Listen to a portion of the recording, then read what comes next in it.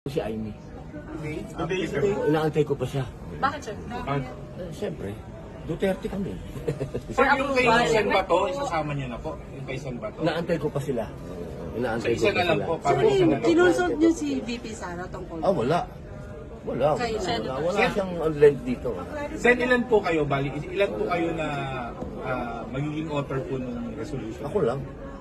Ako lang, resolution ko lang yun. Tapos ilan na po yung nakuha niyo sa Wala pa. Relax lang mga boss, wala pa. Hindi pa nila nababasa, wala pa. Iba yung Basta sa inyo, meron sir. akong draft. Iba yung sa inyo kay Senator Bato. Oo, iba, magkakaiba kami. Hindi naman kami nag-uusap-usap, wala kaming, may kanya-kanya kaming isip, may kanya-kanya kaming gawa, may kanya-kanya kaming staff.